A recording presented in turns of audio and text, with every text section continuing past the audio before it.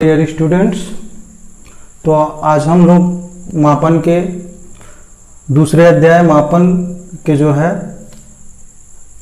चौथे टॉपिक्स राशियों एवं मात्रकों का वर्गीकरण पढ़ेंगे।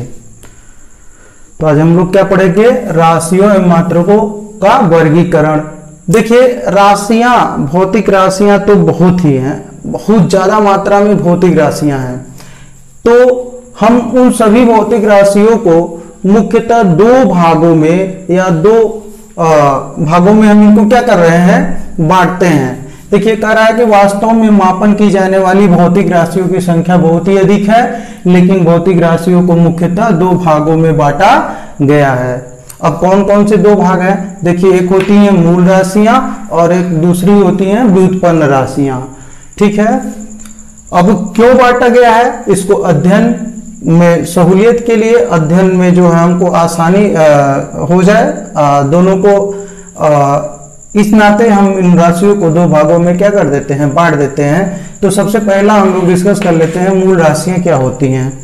देखिए, ऐसी सभी राशियां जिनको किसी दूसरी राशियों के पदों में व्यक्त नहीं किया जा सकता है, वे सभी राशियां क्या कहलाती हैं? मूल राशियां कहलाती हैं। कौन सी राशियां? ऐसी सभी राशियां जिनको किसी दूसरी राशि के पदों में व्यक्त नहीं किया जा सकता है, वे क्या कहलाती हैं? मूल राशियां कहलाती हैं। और इनके मूल मात्रक, जो मूल राशियां हैं, इन्हीं के जो इनके जो मात्रक हैं वो अब क्या कहलाते हैं? मूल मात्रक कहलाते हैं। किनके राशियों के? मूल राशियों के जो मात्रक हैं वो क्या कहलाते हैं? मूल मात्रक कहलाते हैं। तो ये बात आ जाती है कि क्यों ये संबंधित नहीं की जा सकती हैं। देखिए, 7 प्रकार की मूल राशियां होती हैं और वे सभी राशियां अपने आप में यूनिक होती हैं। उनको किसी अन्य राशि के पदों में व्यक्त नहीं किया जा सकता है।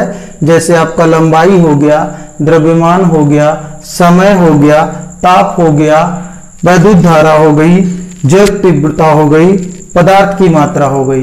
ये सातों ऐसी राशि हैं कि इनको किसी दूसरी राशि से हम संबंधित नहीं कर सकते हैं। आप ये बताइए, क्या लंबाई को द्रव्यमान से संबंधित किया जा सकता है? लंबाई अलग राशि है, भौतिक राशि, और द्रव्यमान अलग भौतिक राशि है। इन लोगों का आपस में कोई संबंध नहीं है। लंबाई को द्रव्यमान से व्यक्त नहीं किया जा सकता है, ना तो द्रव्यमान को लंबाई से व्यक्त किया जा सकता है। इनको संबंधित करने पर एक नई राशि बनेगी जिसको हम क्या कहेंगे? व्युत्पन्न राशि। ठीक है ना? तो इसी नाते इसका नाम है क्या? व्युत्पन्न राशियां।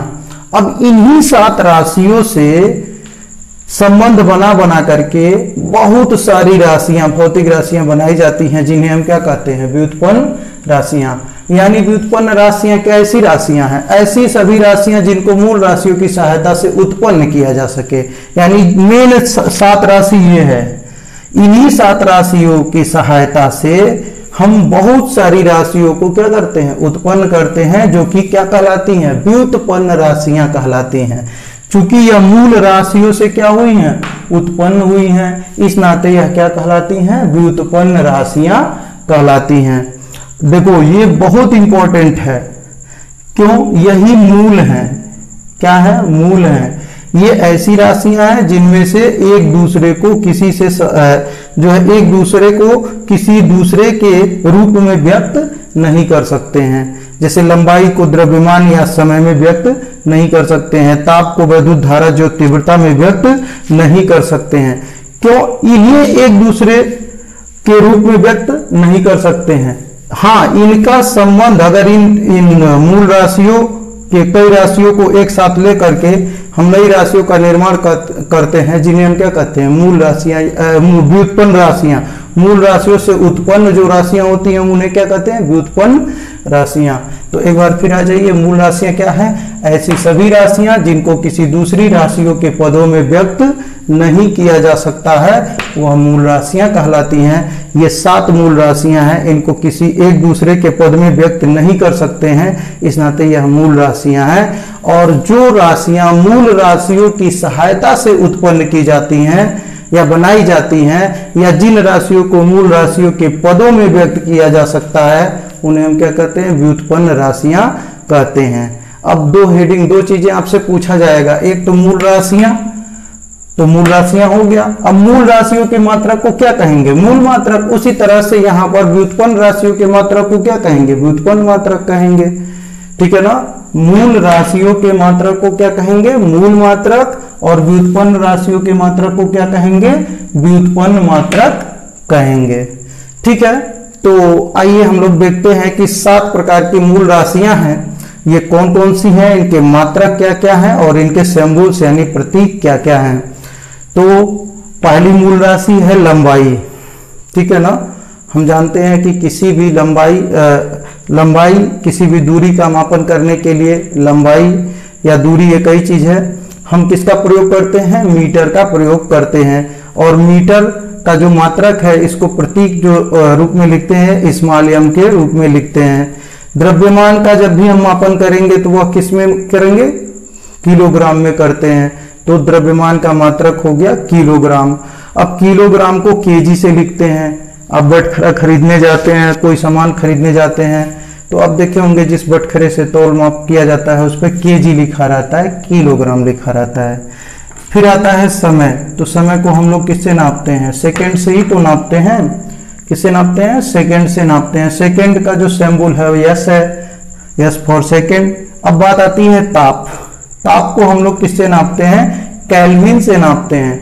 देखिए भौतिकी में ताप का मात्रक या इन सभी राशियों के बहुत सारे मात्रक हैं जो को हम आगे पढ़ेंगे विभिन्न पद्धतियों में। ये नहीं है कि केवल मीटर ही इसका मात्रक है, केवल किलोग्राम ही इसका मात्रक है, केवल सेकंड ही इसका मात्रक है। इसके अन्य मात्रक भी हैं, लेकिन हम यहाँ पर SI मात्रक की बात कर रहे हैं जो कि अंतर्राष्ट्रीय स्तर पर मान्य मात्रक है।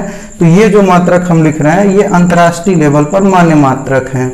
और भी मात्रक हैं, उनके बारे में हम लोग आगे चर्चा करेंगे।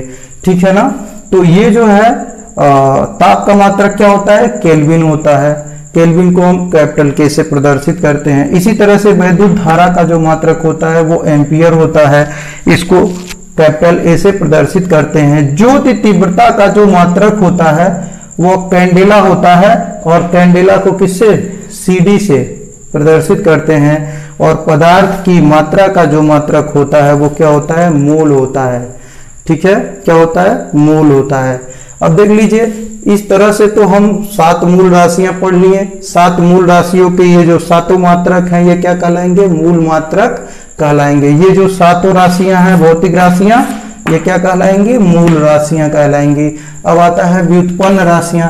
तो आप जैसा पढ़ चुके हैं ऐसी सभी राशियां जो इन मूल राशियों से उत्पन्न की जा सकती हैं उन्हें हम मूल राशियां कहते हैं। या जिन राशियों को मूल राशियों के पदों में व्यक्त किया जा सके उन्हें हम क्या कहते हैं? व्युत्पन्न राशियां कहते हैं। ठीक है ना, तो जो मूल राशि से उत्पन्न की गई वही व्युत्पन्न है। व्युत्पन्न मतलब उत्पन्न की जाने वाली राशियां। अब बात आती है कि मूल राशियों के मात्रकों, तो जैसा इसको मूल राशियों के मात्रकों को मूल मात्रक, तो व्युत्पन्न राशियों के मात्रकों को क्या कहेंगे? व्युत्पन्न मात्रक कहेंगे। अब कह रहा है कि कुछ व्युत्पन्न राशियां एवं उनके अन्य राशियों से संबंध निम्नलिखित है। देखिए व्युत्पन्न राशियां तो बहुत ज्यादा हैं, लेकिन उनको यहाँ पर डिस्कस करना संभव नहीं है। तो कुछ राशियों को हम लोग क्या कर रहे हैं? यहाँ पर लिख करके उनका संबंध देख लेते हैं। जैसे आप लोग पढ़े होंगे क्षेत्रफल। तो क्षेत्रफल जो है ये व्युत्पन्न राशि है। क्यों? क्योंकि लंबाई गुणे चौड़ाई, ये लंबाई जो है, ये लंबाई तो एक दूरी है जो कि लंबाई मीटर में मापी जाती है, ये मूल राशि है। चौड़ाई भी एक दूरी है, या ये चौड़ाई जो होती है ये भी लंबाई ही है, बशर्ते इस लंबाई से ये लंबाई कम होने के नाते इसका नाम रख दिया गया चौड़ाई।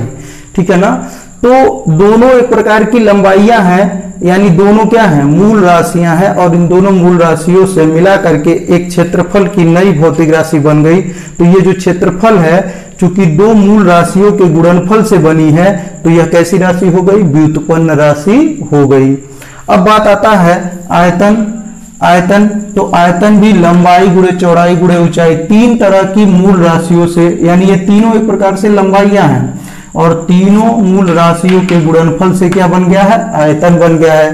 तो ये 3 मूल राशियों से उत्पन्न हुई है, तो ये भी क्या हो जाएगी? व्युत्पन्न राशि हो जाएगी। इसी तरह से संवेग है। संवेग बराबर होता है द्रव्यमान गुणे वेग। तो द्रव्यमान भी क्या है? भौतिक राशि है। ठीक है ना। और जो वेग है वह भी द्रव्यमान जो है मूल राशि है, और वेग भी दो मूल राशियों के दो मूल राशियों के संबंध से वेग बनाई गई है, यह भी एक व्युत्पन्न राशि है। तो इन दो राशियों के संबंध से जो तीसरी राशि बन रही है, उत्पन्न हो रही है, वह क्या है? संवेग है। तो संवेग कैसी राशि हो गई? उत्पन्न राशि, क्योंकि इन दोनों से यह क्या है? उत्पन्न है। फिर कह रहा आवेग, आवेग भी बल और समय के गुणनफल से, आवेग बल और समय के गुणनफल को कहते हैं। तो ये भी दो राशियों का गुणनफल है, तो यह दो राशियों से उत्पन्न है, तो यह आवेग कैसी राशि हो जाएगी? व्युत्पन्न राशि। यानी व्युत्पन्न राशि में जितनी भी राशियां होंगी वह दो या दो से अधिक राशियों से, दो या दो से अधिक राशियों के संबंधों के द्वारा उत्पन्न की गई होंगी। तो ऐसी सभी राशियां जो अन्य भौतिक राशियों, मूल राशियों से क्या की जाती हैं? उत्पन्न की जाती हैं। ऐसी भौतिक राशियां जो मूल राशियों की सहायता से उत्पन्न की जा सकती हैं या बनाई जा सकती हैं, उन्हें हम क्या कहते हैं? व्युत्पन्न राशियां कहते हैं। तो आज का बहुत ही छोटा टॉपिक था कि भौतिक राशियों का और उनके मात्रकों का वर्गीकरण। तो भौतिक राशियों का एक बार फिर सुन लीजिए। भौतिक राशियों को मुख्यतः दो भागों में बांटा गया है, मूल राशियां और व्युत्पन्न राशियां। मूल राशियां ऐसी सभी राशियां जिनको किसी अन्य राशि के पदों में व्यक्त नहीं कर सकते हैं, वे क्या कहलाती हैं? मूल राशियां कहलाती हैं। और इनके मात्रकों को क्या कहते हैं? मूल मात्रक कहते हैं। मूल मात्रक 7 प्रकार के और मूल राशियां भी 7 प्रकार की होती हैं, जो कि ये आपका सारणी में दिया गया है। ठीक है, इसका पूरे का आप स्क्रीनशॉट ले सकते हैं, ले लीजिएगा। और मेरे द्वारा भी पीडीएफ फॉर्मेट में आपको ये पूरा नोट्स जो शुरू से और जहां तक भी पढ़ाया जाएगा वो पीडीएफ फॉर्म में आपको मिल जाएगा। आप कमेंट बॉक्स में जाकर के कमेंट करिए। और यदि आप अभी तक सब्सक्राइब नहीं किए हैं तो आप मेरे चैनल को सब्सक्राइब कर लीजिए और बेल आइकन को दबा दीजिए, ताकि अगला वीडियो, जैसे इसके बाद वाला चैप्टर्स, अभी इसी चैप्टर्स में जो अगला टॉपिक हम लोग पढ़ाएंगे, 5वां टॉपिक, तो जैसे ही हम पढ़ाएं तैसे ही आपको ये वीडियो मिल जाए। आपको नोट्स कहीं और से बनाने की जरूरत नहीं पड़ेगी, मैं पर्याप्त मात्रा में आपका नोट्स यहीं पर बनवा दूंगा। आपको कहीं से कोई नोट्स अलग से बनाने की जरूरत नहीं है, बस केवल आप इसका स्क्रीनशॉट ले लीजिए, और नहीं तो हमसे पीडीएफ फॉर्म में इसको मांग लीजिए व्हाट्सएप या टेलीग्राम ग्रुप में। ठीक है, तो ये इस तरीके से दो तरह की राशियां होती हैं भौतिक राशियां, एक मूल राशियां, एक व्युत्पन्न राशियां। मूल राशियां यह 7 मेन राशियां हैं जिनको एक दूसरे में आप घालमेल नहीं कर सकते हो, एक दूसरे के रूप में, एक राशि को दूसरे राशि के रूप में व्यक्त नहीं कर सकते हो, इनका घालमेल संभव नहीं है अपनी भाषा में समझे तो। लेकिन ये जो सभी राशियां हैं ना, इन सभी राशियों का घालमेल करके, मतलब मिला जुला करके ये सभी राशियां उत्पन्न की जाती हैं, इसी नाते इनको हम क्या कहते हैं? व्युत्पन्न राशियां कहते हैं। ठीक है ना।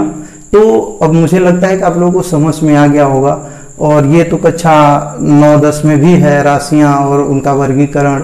ठीक है, तो भौतिक राशियां मैं पहले ही बता चुका था कि जिन राशियों को हम अपनी ज्ञानेंद्रियों को के द्वारा महसूस कर, जिन भी भौतिक राशि को हम अपनी ज्ञानेंद्रियों के द्वारा महसूस कर सकें, जिनका मापन किया जा सके, वे सभी राशियां क्या कहलाती हैं? भौतिक राशियां कहलाती हैं।